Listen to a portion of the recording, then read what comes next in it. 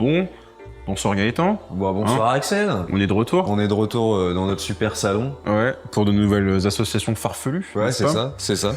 Bienvenue aux gens. Hein. Bah, bienvenue à vous, ouais.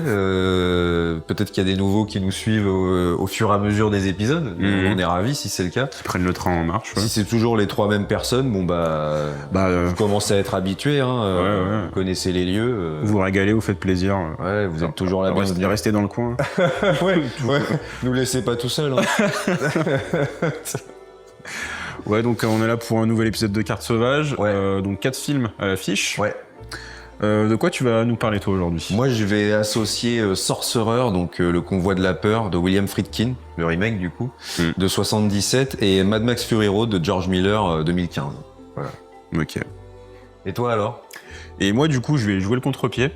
Je vais parler de Lost in Translation et de In the Mood for Love, Okay. du coup, donc de Wong Kar-wai et Lost in Translation de Sofia Coppola. Ouais. Qui commence? Bon, tu peux commencer. Je vais commencer si tu veux. Voilà, on va terminer sur de la douceur. Ouais, voilà. Ouais, ce sera un peu plus sympa dans ce sens-là, on va dire. Ok, alors moi du coup, oui, Sorcerer de William Friedkin et Mad Max Fury Road de George Miller. Pourquoi je les associe? Je vais les pitcher. En fait, je pense que ça va être une façon de comprendre assez facilement le lien entre les deux. Dans Sorcerer, en fait, rapidement, hein, je le fais rapidement. Il y a toute une intro où on voit 4 personnages aux 4 coins du globe, chacun dans leur pays, qui font face à des situations de détresse et de rupture dans leur vie. Il y en a un qui est poursuivi par des gangsters, il y en a un qui a des dettes, tout ça. Voilà, il y a plusieurs trucs. Il y a un terroriste aussi. C'est ça. Ouais. Et du coup, qui nécessite une fuite, quoi. Voilà, qui nécessite en fait une fuite en comment dire. De leur endroit d'origine. Ouais, c'est ça. C'est-à-dire qui nécessite une fuite en avant pour typiquement survivre en fait. Ouais. Hein. C'est vraiment un film qui vous met dans une situation d'urgence. Ouais. Il se retrouve dans un pays d'Amérique latine, dans un espèce de bidonville, on va dire, où leur porte de sortie, c'est on leur propose en fait un convoi de dynamite, 2 camions qui doit traverser la jungle en fait quoi. Ouais. Et sauf que c'est hyper dangereux évidemment. Et parce que la dynamite est instable, elle menace d'exploser à tout moment. Avec l'humidité et tout ça, c'est un truc bien connu. Et donc ils vont devoir traverser cette jungle. Dans Mad Max Fury Road, l'histoire, c'est à la fois celle de Max et celle de Furiosa. En gros, Max se fait capturer assez rapidement par les hommes de Immortan Joe dès le début du film. Et donc, lui va chercher à fuir ses geôliers, hein, tout simplement. Et en parallèle, en fait, Furiosa, elle, compte la mettre à l'envers à Immortan Joe et se barrer en douce avec les jeunes filles, les favorites d'Immortan pour retrouver la fameuse Terre verte. Voilà. Donc, en pitchant les films, en fait, on se rend compte que c'est 2 fuites en avant véhiculées déjà. C'est typique, enfin vraiment littéralement. Ce qui est intéressant, c'est que on est sur des personnages qui fuient quelque chose. Dans le cas de Sorcerer, ils cherchent à peut-être pas à se racheter, mais en tout cas à refaire leur vie, parce qu'il y a une récompense à la clé. Il y a une récompense à la clé qui pourrait potentiellement leur permettre de fuir ce trou en fait. C'est ça, voilà, dans lequel en fait c'est fuir un abri qui n'est pas du tout évidemment accueillant. Ouais, c'est ça. Ouais. Donc en fait pour eux ils ont forcément quelque chose à gagner. C'est l'argent évidemment qui pourrait leur permettre de partir de là quoi. Sorcerer, c'est aussi, je pense, un récit un peu initiatique parce que c'est très, c'est cette traversée de la jungle en fait va leur permettre de passer par énormément d'émotions et d'introspection jusqu'à une séquence un peu hallucinée, cauchemardesque où Roy Scheider est le dernier survivant, on va dire. Et donc il y a quand même quelque chose d'assez c'est une marche funèbre, hein, on va dire, Sorcerer. Hein. Parce que, spoiler, si jamais vous avez jamais vu le film, je pense que c'est important quand même, si vous aimez pas les spoilers, de s'arrêter là. Mais à la fin, du coup, donc il n'y a qu'un survivant, c'est Roy Scheider, et il retourne au bidonville une dernière fois. Et en fait, les mecs qui le poursuivaient quand il était aux États-Unis arrivent. C'est ça la fin, quoi. Donc tout ça pour ça, on n'échappe pas vraiment à son passé. Friedkin, je pense, lui, il insuffle vraiment une noirceur dans ce récit. Quand la boucle est bouclée, c'est pas sympa du tout, quoi. Ouais. Il n'y a pas de résolution. Il y a pas de résolution. Satisfaisante, quoi. Non, clairement pas. Et puis, finalement, c'est une forme de purgatoire, en fait, cet endroit où ils sont, quoi. Ouais. C'est vraiment une forme de purgatoire. J'ai de Lost, d'ailleurs. Ouais, c'est vrai, c'est vraiment ça. C'est vrai. Et du coup, dans Mad Max, Fury Road, la différence quand même, c'est que bon, déjà, il y a aussi ce truc, comme je disais, véhiculé, donc c'est une longue course-poursuite, qui revient aussi sur ses pas d'une certaine manière à la fin. Oui. Donc ça, c'est quand même marrant dans les deux cas qu'il y a un peu cette boucle, mais elle veut pas dire la même chose, parce qu'en fait, dans Mad Max, malgré tout ce qui se passe, alors bon, déjà, je reviendrai après un peu sur la technique des deux films, mais il y a un espoir dans Mad Max. Il y a vraiment un espoir, jusque dans même le dernier film de George Miller, donc Furiosa, qui est le préquel. Il y a quand même toujours dans les mythes et les récits qu'il choisit de raconter, George Miller, il y a toujours un espoir pour l'humanité. Ouais. Il y a vraiment quelque chose comme ça de puisque les mythes finalement traversent les âges, c'est qu'on a peut-être aussi envie de croire en quelque chose, quoi. Et qu'il reste des personnes pour les transmettre. Exactement. Exactement, il y a une passation. Ouais. Là où chez Friedkin, quand ça s'arrête, quoi. Et en tout cas, Beaucoup plus noir. C'est pour ça que je parlais de noirceur contre l'espoir quand même qu'il peut y avoir malgré toute la dégueulasserie du monde post-apocalyptique de Mad Max, quoi. Donc ça, c'est quand même intéressant parce que c'est deux résolutions qui ne se ressemblent pas. Sur la technique, il y a des choses qui les rapprochent, il y a des choses qui les séparent. Dans le découpage de quelqu'un comme George Miller, c'est quelque chose de très actif quand même. C'est vraiment un découpage dynamique. Il y a énormément de mouvements. Il y en a aussi chez Friedkin, mais c'est vrai que chez George Miller, on est un peu dans le virtuose quand même du mouvement, du spectaculaire. Ce qui va les rapprocher, par contre, c'est que ce sont un peu deux anomalies dans le sens où Mad Max Fury Road, je dirais pas que c'est un film anachronique, mais lui, c'est un blockbuster qui arrive quand même dans une époque, donc 2015, où c'est quand même l'avènement des Marvel et des fonds verts, là où ils ont tourné vraiment eux dans le désert pendant longtemps. Alors il y a des CGI aussi, mais c'est des décors naturels, c'est des vraies cascades et tout. Donc c'est quand même un peu. D'ailleurs, bon, c'est un beau succès Fury Road, mais modéré par rapport à ce qui pouvait se faire en face. Je pense que dans ces années-là, si on compare avec un Jurassic World ou un Marvel, c'est pas du tout le même type de succès. Par contre, ce qui est intéressant avec Fury Road, c'est que c'est vraiment un film qui reste. Ça, c'est sûr. C'est déjà un film culte de notre époque. C'est ça.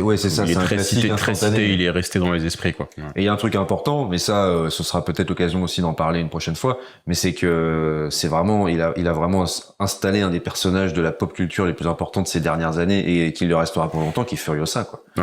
Donc pour plein de raisons, évidemment, quoi. À l'ère de l'avènement, enfin de l'arrivée en tout cas des personnages féminins forts. Ah oui, c'est clair. Il y a un vrai message en faisant venir Furiosa. Complètement, Et d'ailleurs, qui est aussi là aussi, je parlais de passation, mais il y a aussi ce truc-là où Max n'est plus vraiment le héros de sa propre saga. En tout cas, il partage l'affiche et je pense que quand on a vu Fury Road, on retient surtout Furiosa, quoi, qui est joué par. D'ailleurs, c'est marrant parce que le Fury Road, t'as déjà. Oui, c'est ça. T'as le Furiosa. On sait déjà, voilà. T'as déjà un bout de passation. Et le film d'après, c'est Furiosa, Mad Max Saga. Donc tout était voilà. Anomalie aussi pour Sorcerer, parce que Sorcerer en 77 quand il sort, c'est un bide. Critique et public. C'est un film qui en a mis très longtemps à réhabiliter.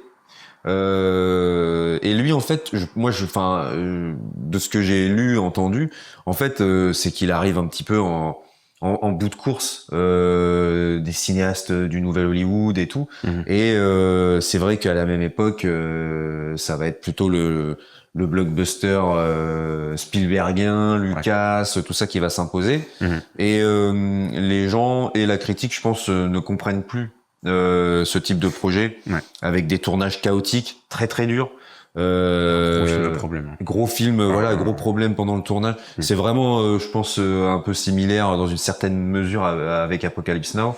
Et tout ce mouvement, je pense, de films, là, j'allais dire film d'aventure noir, quoi, pour Sorcerer, mais je veux dire tous ces films-là à gros budget. En décor, voilà, tout sauf studio. Je pense que évidemment, on sait que ça a pris fin avec Michael Cimino et La Porte du Paradis au début des années 80. Voilà, je pense qu'on se situe un petit peu dans ce bout de course en fait, avec Sorcerer. Donc c'est pour ça que c'est aussi intéressant que ce soit une anomalie sur le plan de la réception. Et de son arrivée du coup dans le monde du cinéma quoi. Ce qui est marrant c'est qu'aujourd'hui par contre c'est vraiment un film je pense qui est devenu culte, et qui fait école vraiment, qui est extrêmement cité chez les cinéphiles en tout cas quoi. Ouais, complètement. Mais voilà quoi, il a bénéficié d'une restauration je pense vers 2014 un truc comme ça. Et c'est un film qui est pas difficile à trouver et que je vous conseille de voir évidemment. Et Mad Max Fury Road, je pense qu'il est plus facile à trouver. Il y a plus de gens qui l'ont vu, mais il faut le revoir et le revoir toujours. Bah c'est vrai que Sorcerer, ça a été quand même un des points d'ancrage de ma cinéphilie pour le coup. C'est un gros morceau quoi. Oui, parce que je parlais d'aventure parce qu'il y a aussi vraiment ce truc là, enfin je veux dire la scène du pont, il y a une scène vraiment spectaculaire pour le coup avec un camion qui doit passer sur un pont quoi, qui pète de partout. Je pense que on ressent cet aspect un petit peu presque à la Herzog hein, tu vois dans le tournage avec la cam qui est dans la flotte, c'est vraiment des conditions de tournage extrêmement difficiles. T'évoques Fitzcarraldo là du coup. Ouais. Et donc c'est vraiment voilà des conditions de tournage je pense d'enfer. Et voilà je pense que c'est un film qui ne laisse pas indifférent et qui moi tous les gens à qui j'ai conseillé Sorcerer sont plus ou moins marqués par ce film. Donc voilà, moi c'est quelque chose, je pense, qui pourrait plaire à énormément de monde et qu'il faut revoir parce que c'est génial. Et William Friedkin, c'est génial. Tout ce qu'il a fait est génial quoi. Donc voilà, je pense que j'ai tout dit. En tout cas, tout ce que je pouvais sur ces deux films. Ce que tu peux avec humilité dire. Ouais. Mais voilà, je pense que j'ai fait le tour de ce que je voulais à peu près énoncer sur ces deux-là, quoi. Et toi alors, raconte-nous un petit peu plus de douceur. Un peu de miel sur cette guédou quoi. Moi du coup donc In the Mood for Love, film de Wong Kar-wai qui est sorti en 2000.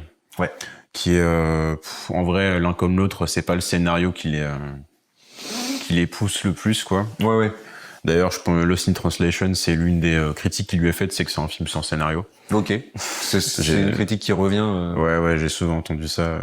Bah c'est vrai c'est un film qui fait quand même pas mal débat, c'est pas un film qui fait l'unanimité quoi. Mais moi j'adore parce que déjà je suis un gros fan de films de romance. Voilà. Derrière ce geek de SF se cache un petit cœur tout mou quoi. Se cache un petit cœur tout mou. Voilà. Mais du coup In the Mood for Love pour pitcher très rapidement c'est donc un homme qui rencontre une femme. Enfin ils sont voisins quoi. Et ils découvrent l'un et l'une comme l'autre quoi qu'ils se font tromper par leur conjoint et conjointe. Et de là ils se rapprochent dans un jeu de rôle. Un peu c'est ça Et Lost in Translation c'est en gros c'est une femme qui arrive d'Amérique avec son petit copain qui bosse dans la pub qui en gros l'accompagne quoi au Japon. Oui c'est ça elle est un petit peu l'accompagnatrice. C'est ça le plus un quoi. Et elle va faire la rencontre d'un acteur en bout de course. qui vient au Japon et aussi du coup pour faire une pub de whisky. Oui. Ouais, c'est ça, les trucs un peu de fin de carrière, quoi. Ouais. Du coup, ouais, l'acteur en fin de carrière est joué par Bill Murray. Ouais. La jeune femme par Scarlett Johansson. Et dans In the Mood for Love, c'est Tony Leung. Sacrée figure, tout comme Maggie Cheung. Et Maggie Cheung, ouais. Donc deux icônes du cinéma hongkongais de l'époque, quoi, qui d'ailleurs ont fait beaucoup d'apparitions dans les films de Wong Kar-wai. Ouais. Oui, ces acteurs fétiches d'une ouais, certaine manière. Parce que In the Mood for Love, pour le coup, c'est vraiment l'accomplissement un peu de toute la filmographie, en tout cas hongkongaise. Parce qu'après, il y a eu des écarts de Wong Kar-wai. Oui. La filmo hongkongaise de Wong Kar-wai, quoi. Juste avant, il y a eu Chungking Express, on peut citer Fallen Angels. De toute façon, lui, Astral Goodbye, voilà. Happy Together, enfin. C'est vraiment un sans faute pendant, 10-12 ans. Voilà. Il y a Ashes of les cendres du temps. Ah oui. Mais on va dire que dans son pan romance. Ouais. C'est un sans faute. Enfin, c'est très compliqué d'en mettre les uns avant les autres, quoi. De les classer. C'est compliqué de les classer, ouais. Je suis d'accord. Mais je mets quand même In the Mood for Love parce que je considère que c'est un accomplissement quand même de tout ça. C'est un chef-d'œuvre, je pense. Absolument. Contestable. Et du coup, ce qui relie ces deux films, au-delà de la romance, c'est vraiment leur aspect amour impossible. Ouais. Parce que du coup, ce qui va se produire, c'est que donc dans Lost in Translation, la femme va être laissée pour compte. Ouais. L'acteur du coup joué par Bill Murray, on comprend au fur et à mesure du film qu'il a une vie de famille qu'il a dû laisser de côté, quoi. Enfin qu'en gros, sa femme l'a quitté, quoi. Ouais. Et donc il se retrouve seul dans un pays qu'il ne connaît pas. Ouais. Pareil pour la femme, il y a la barrière de la langue du coup au Japon. Puis même ils ont pas les codes. Il se rend compte aussi qu'il doit faire une pub pour du whisky.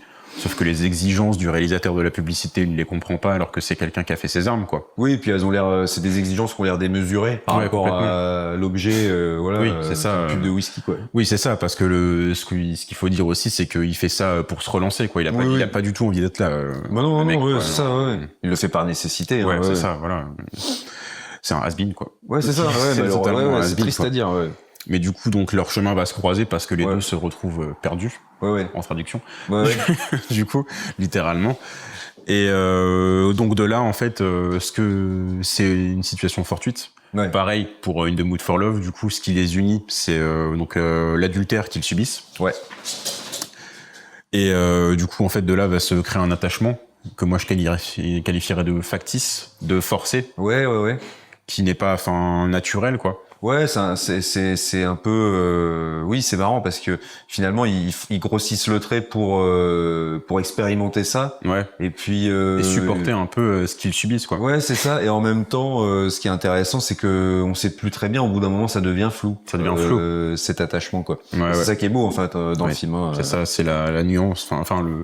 La frontière ténue. Vraiment. Est-ce que c'est un amour sincère qui est en train de naître? Ou un amour de nécessité, pour le coup. Complètement, ouais. Et du coup, c'est dans ça que réside la beauté, c'est que c'est à la fois poétique, mais c'est à la fois un peu triste, un peu sombre, quoi.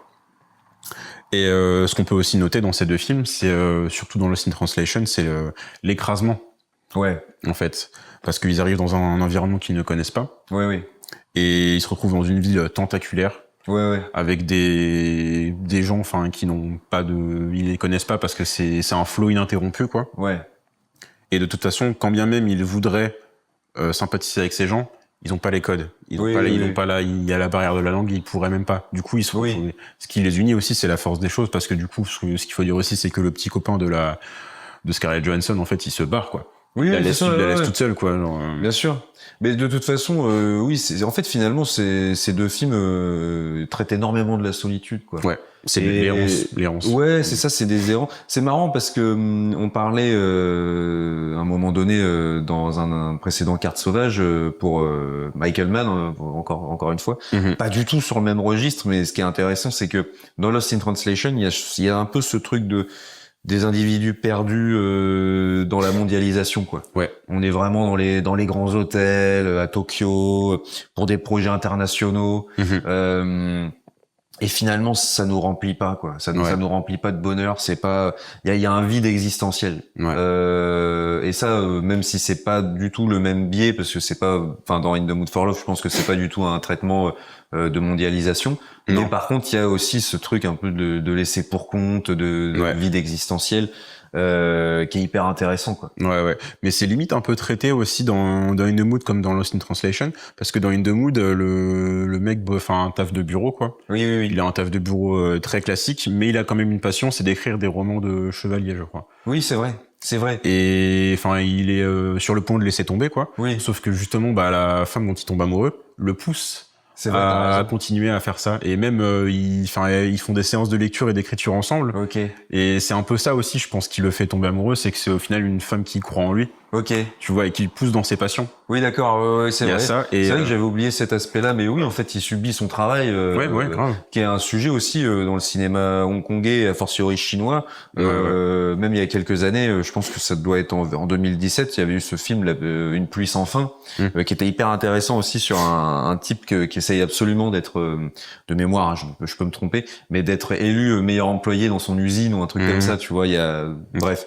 Ça permet aussi de lier ça à la, comment dire, à un sujet qui touche beaucoup les cinéastes chinois, j'ai l'impression. Même asiatique de manière générale, c'est vrai que c'est très connu que les sociétés japonaises comme coréennes toutes les personnes sont en burn-out parce on leur demande des choses monstrueuses, ils ont des horaires horribles. Et puis t'as pas mal de tous ces films, j'ai l'impression qu'ils traitent aussi de l'espace. Ouais. C'est vrai que évidemment cinéma coréen, on peut penser à Oldboy qui alors c'est carrément matérialisé dans une prison chambre, voilà, mais en fait c'est une évocation tout simplement d'un appartement, je pense, à Séoul qui doit être hors de prix pour 8 mètres carrés, quoi. Ouais, c'est clair. Tu vois. Et dans In the Mood for Love, il y a quand même ce truc très présent dans cet immeuble dans lequel ils vivent. Ouais.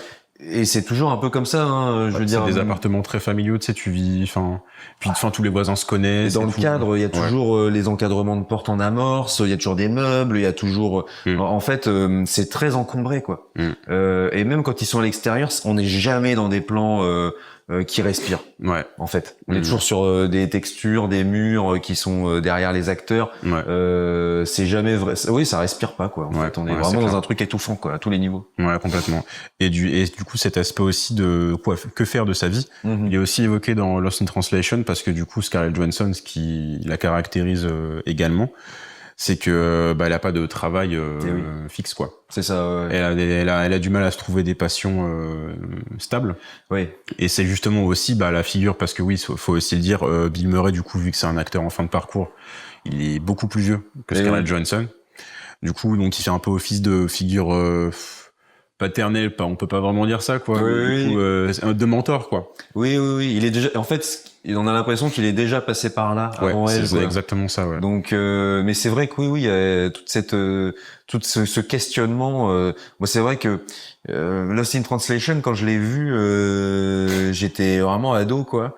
J'avais plutôt apprécié le film. Je l'ai pas revu depuis très longtemps, mais voilà. Mais c'est vrai que oui, moi, j'ai vraiment ce souvenir dès le début de Scarlett Johansson qui a pas d'occupation, quoi, dans cette chambre, en fait. Oui, c'est l'ennui, en fait. Complètement. C'est via l'ennui qu'on la caractérise en premier lieu, quoi. Complètement. Et du coup, Bill Murray, pareil, à la manière de la femme dans In the Mood for Love, va la rassurer, en fait. C'est très touchant, d'ailleurs, les scènes où il dit, je m'en fais pas pour toi, en gros, je sais que tu vas t'en sortir, même si c'est dur, il a plus d'expérience, quoi. Ouais, c'est ça. Et du coup, on parlait de solitude et d'errance. C'est marrant parce que du coup, ces deux choses sont traitées de manière totalement différente dans les deux films.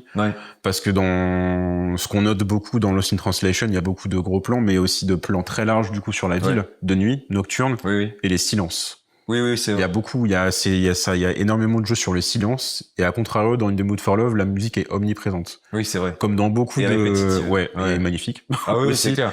S'il y a des gens qui ont pas envie de voir le film et qui veulent juste écouter la bande son, donc c'est Yumeji, je crois.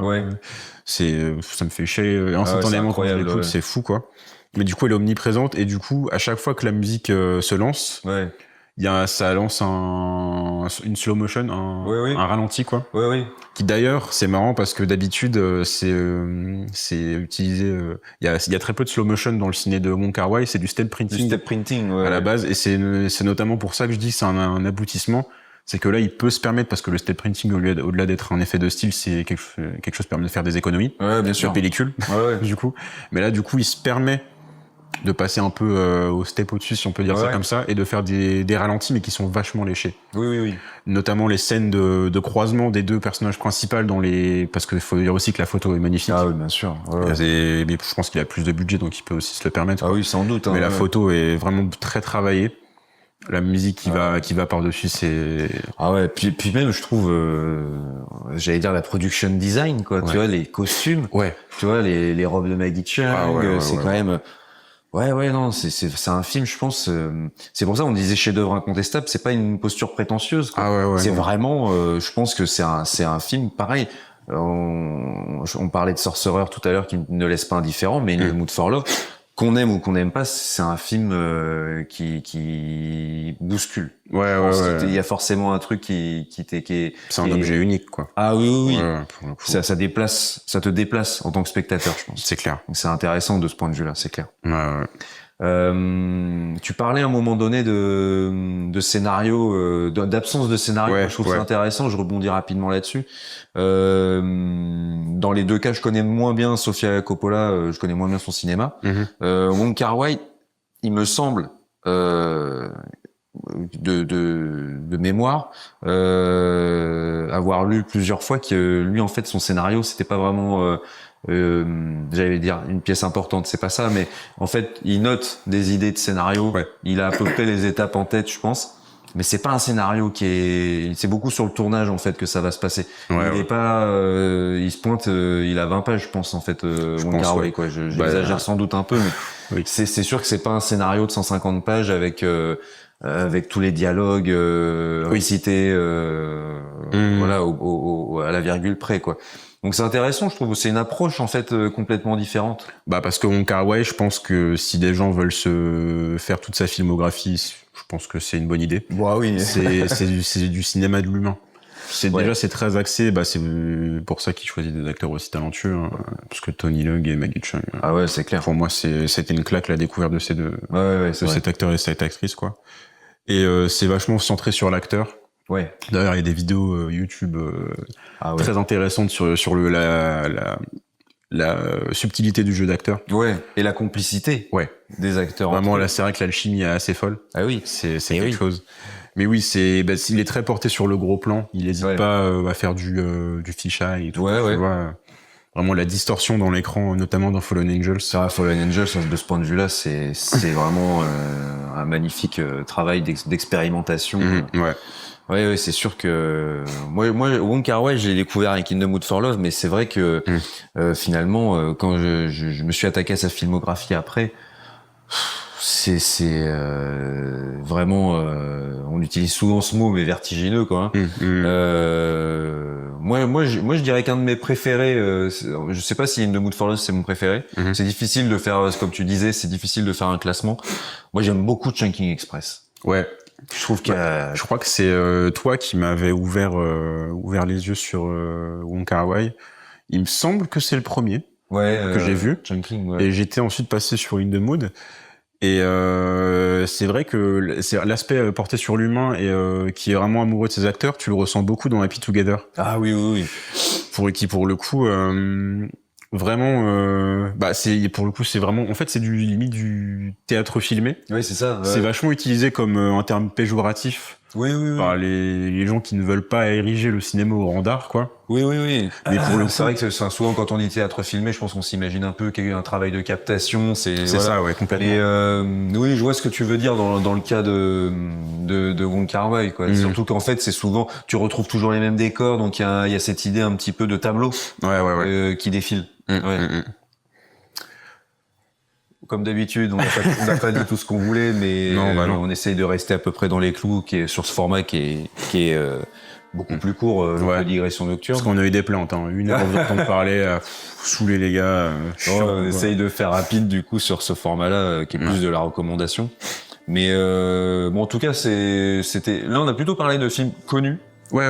En dehors de Sorcerer, peut-être qu'il est un peu moins connu pour le grand public. Ouais, peut-être plus difficile d'accès, mais quoique encore. Quoique, voilà. Mais c'est des films qu'on vous incite à revoir, à voir et à revoir pour ceux qui les connaissent pas et ceux qui les connaissent déjà.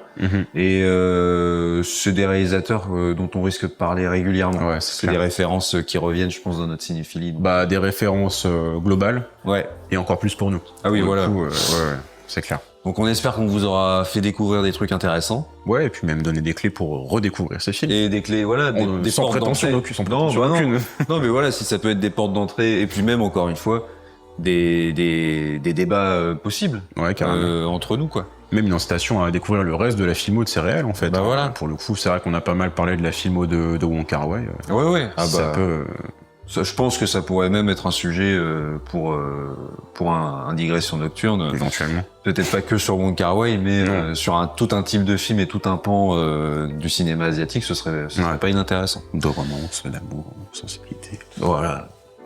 Que de poésie. Ce qui nous caractérise, finalement. On vous dit à la prochaine. À la prochaine. On se dit à la prochaine et d'ici là, portez-vous bien. Nous, on va travailler sur d'autres associations de films loufoques ou plus ou moins logiques. On va brainstorm, ouais. Voilà. On va brainstorm, ouais. À la prochaine, tout le monde.